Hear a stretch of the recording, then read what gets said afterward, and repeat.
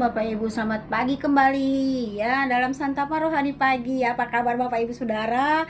Pasti Bapak Ibu Saudara dalam keadaan sehat walafiat, diberkati Tuhan segala kehidupan Bapak Ibu Saudara. Pada pagi hari yang indah ini saya akan bawakan firman Tuhan tentang mengucap syukur walau Tuhan seolah-olah tidak menolong.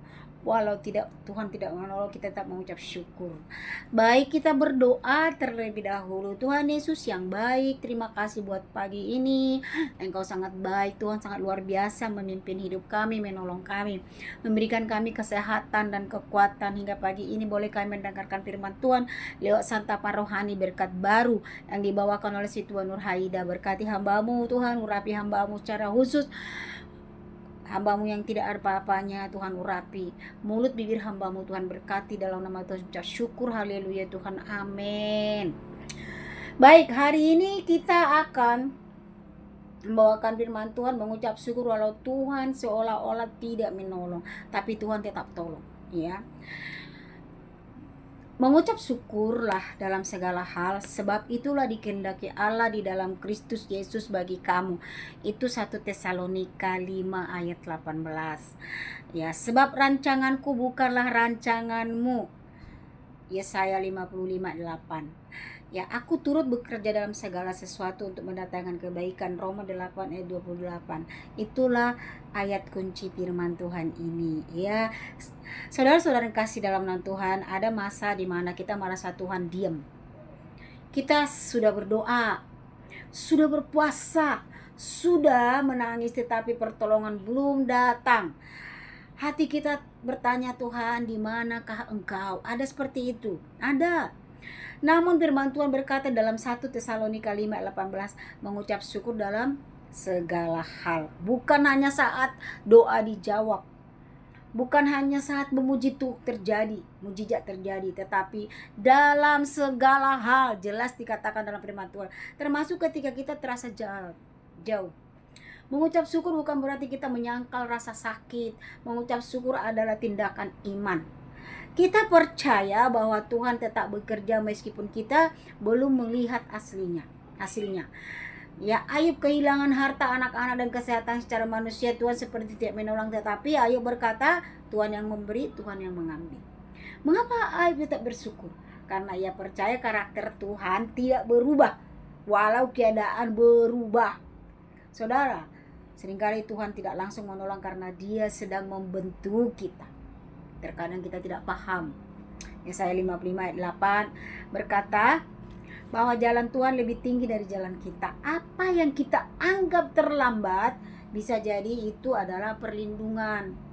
Roma 8 ayat 28 menegaskan bahwa Allah turut bekerja dalam segala sesuatu. Bukan hanya yang baik, tetapi segala sesuatu. Ketika kita tetap bersyukur di tengah kecewaan, kita sedang berkata, Tuhan, aku percaya Engkau tetap baik, meski aku belum mengerti. Iman sejati bukan saat mujizat terjadi, Bapak Ibu. Iman sejati adalah ketika kita tetap memuji saat langit terasa tertutup. Hal ini mungkin doa belum dijawab, keuangan belum pulih, penyakit belum sembuh, masalah keluarga belum selesai, tetapi keputusan untuk bersyukur adalah keputusan untuk percaya. Bersyukur mengubah hati ya yang pahit menjadi hati yang kuat. Bersyukur membuka mata rohani kita untuk melihat bahwa Tuhan tetap menyertai. Jangan berhenti memuji hanya karena jawaban belum datang, Bapak Ibu. Ketika mujizat terbesar bukan perubahan situasi, tetapi perubahan hati kita. Ya, saudara yang kasih, hari ini jangan berhenti berdoa walau terasa sepi. Ucapan syukur bahkan dalam air mata. Percayalah bahwa Tuhan sedang bekerja di balik layar. Tetapi setia, tetap berharap, tetap memuji. Katakan dalam hatimu, Tuhan, walau aku belum melihat pertolonganmu, aku tetap bersyukur dan percaya kepadamu. Ya, ada pujian berkata, ku percaya Engkau bekerja buat kebaikanku, walau belum ku melihat, namun kuasa-Mu sempurna. Oh, bekerja buat kebaikanku di waktumu yang terbaik, surut kehendakmu. Walau belum kita melihat, tetap percaya, seturut dengan kehendak Tuhan. Ya, saya akan bersaksi bagaimana Bapak Ibu Saudara Tuhan menguatkan saya. Ya, saya lahir baru di Bandung Bapak Ibu, tahun 96. Ya, saya Bapak Ibu, setelah saya ke Jakarta, pindah ke Jakarta tahun 97. Saya 3 tahun di Bandung, mengalami lahir baru di sana.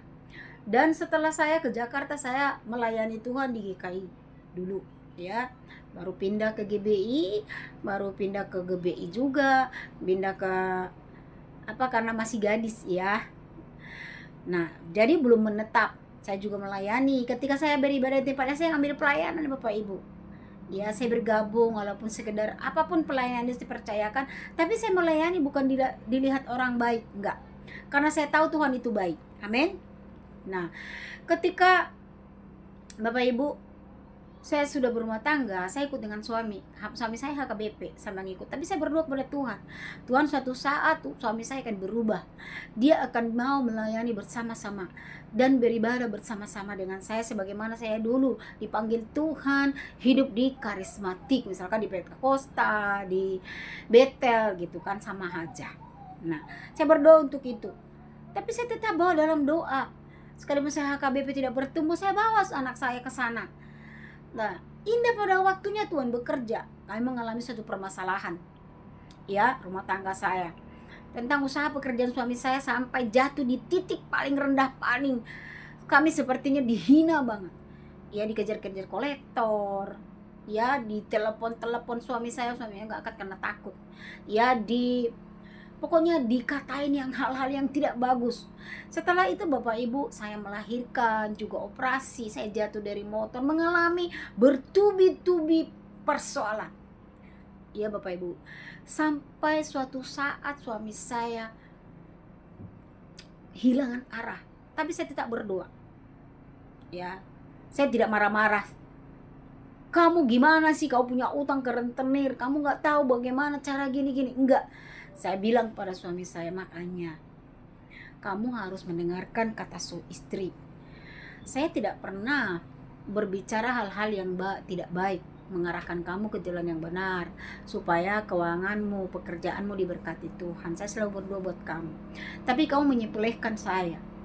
Nah, sehingga saya juga gak damai membawa dia dalam doa, sehingga berantakan semuanya, usahanya, pekerjaannya, bahkan mobil yang sudah dipercayakan Tuhan pada kami harus kami jual. Itu pun kurang membayar utang Bapak Ibu, masih dikejar-kejar rentenir.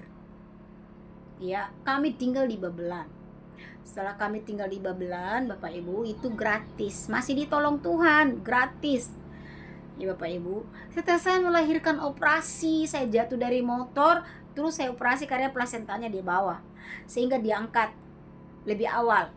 Ya, diperiksa dulu anaknya udah bisa belum diangkat. Nah, karena plasenta udah di bawah, umur sudah lanjut ya, udah 45-an waktu itu. Nah,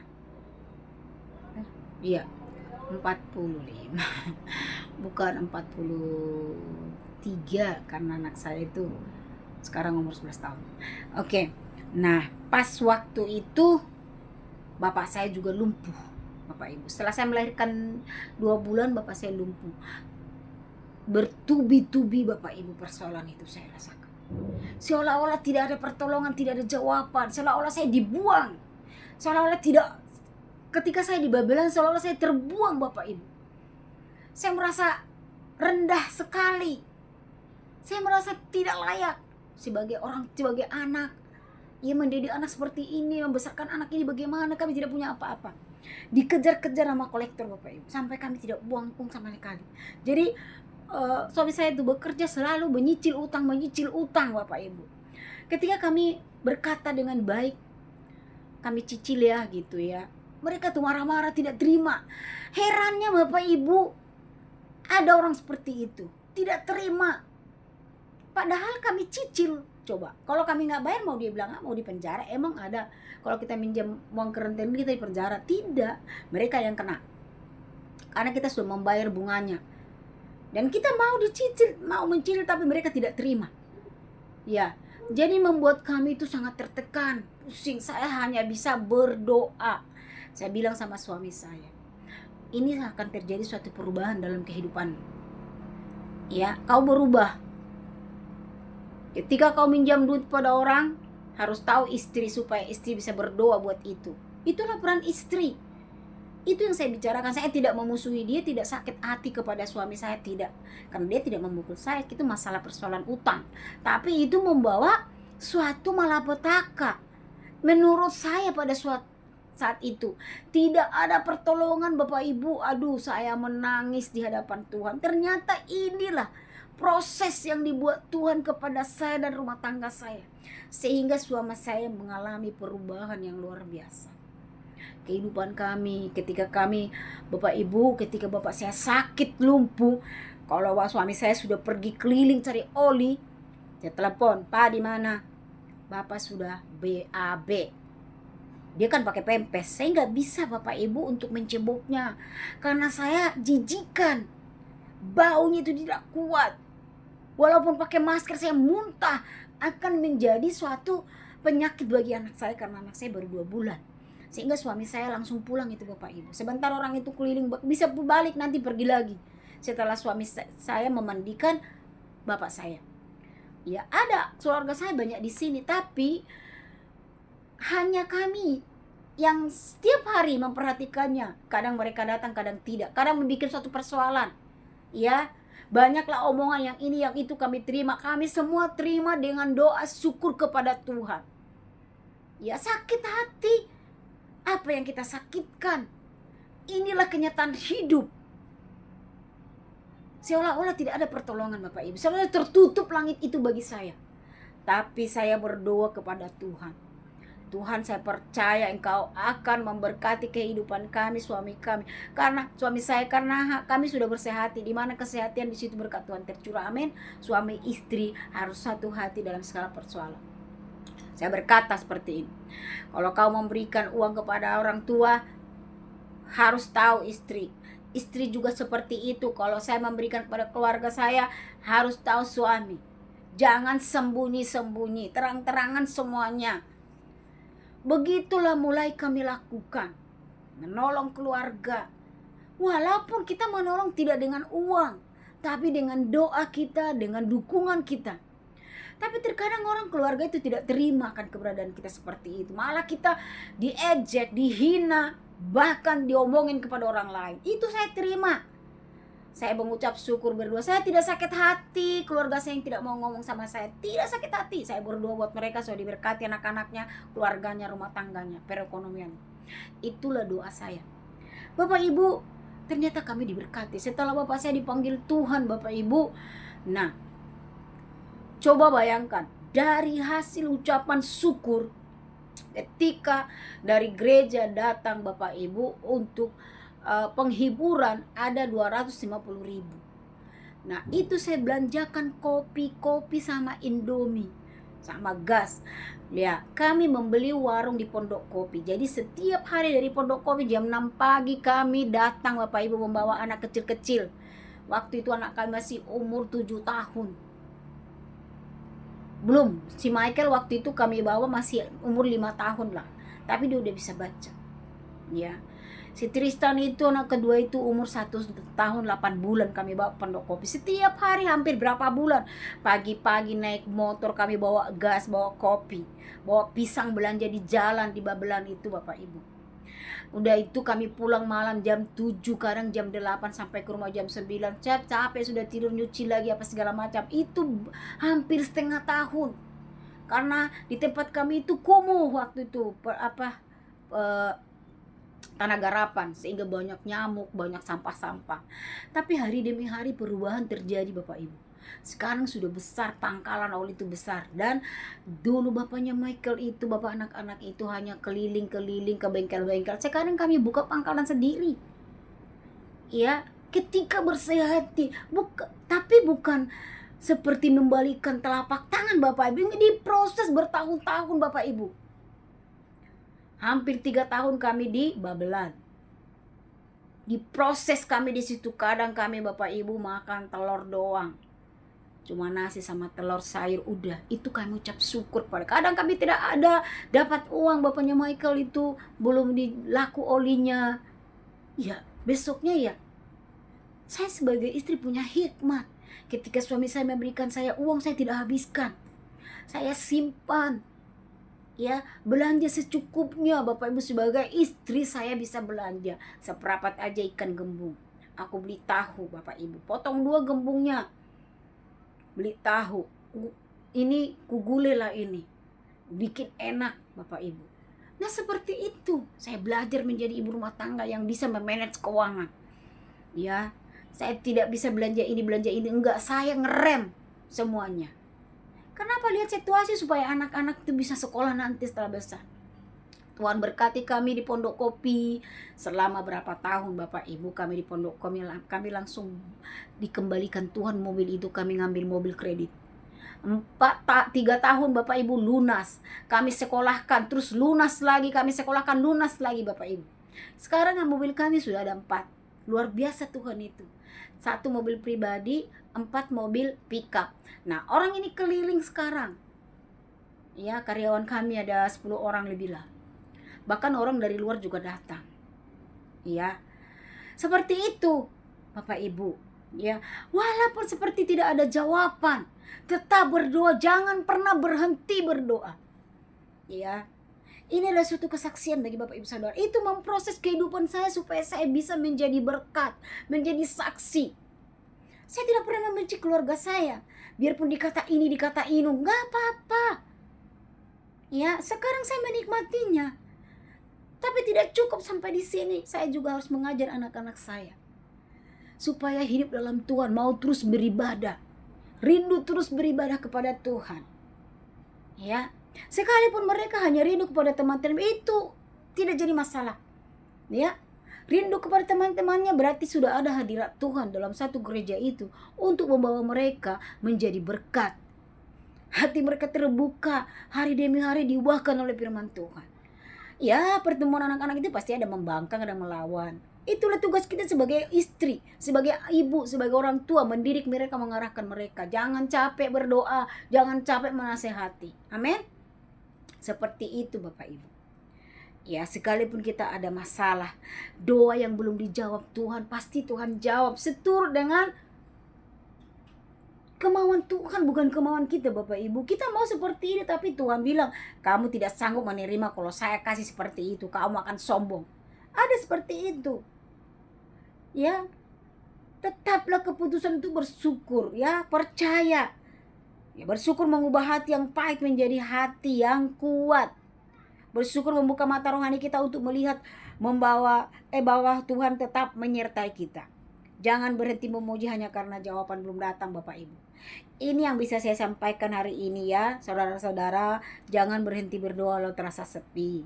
Ucap syukur bahkan dalam air mata. Percayalah bahwa Tuhan sedang bekerja di balik layar. Dia tidak pernah tinggal diam. Dia bukan Allah yang tertidur. Tetap setia, tetapi berharap, tetap memuji ya. Bapak Ibu Saudara, ini yang bisa saya sampaikan pada hari ini. Tuhan memberkati kita semuanya. Mari kita berdoa. Bapa yang di dalam surga, kami datang dengan hati yang mungkin lelah dan kecewa. Ampuni kami jika kami mudah bersungut-sungut dan pertolongan belum datang. Tuhan, ajar kami mengucap syukur dalam segala keadaan kami. Berilah kekuatan bagi mereka yang sedang menunggu jawaban doa, hibur yang sedang terluka, kuatkan yang sedang sakit, kuatkan yang sedang sakit, pulihkan yang sedang terpuruk. Kami percaya Engkau tidak pernah meninggalkan kami Tuhan. Walau mata kami belum melihat, iman kami tetap percaya dalam nama Tuhan Yesus. Berdoa buat semua yang mendengarkan firman Tuhan ini. Tuhan berkati, Tuhan ubahkan sikap hati kami menjadi pribadi yang baik. Sebagai anak, apa yang menjadi tanggung jawabnya. Sebagai istri, sebagai suami. Hari ini Tuhan, di dalam persoalan seperti tidak ada jawaban, kami tetap teguh, kuat berdoa terus kepada Tuhan. Terima kasih Bapa yang baik dalam surga, berkati semuanya Tuhan. Di dalam nama Tuhan Yesus saya mengucap syukur, haleluya, amin. Amin Bapak Ibu Saudara. Besok kita kembali dalam firman Tuhan, santapan rohani pagi, berkat baru. Amin.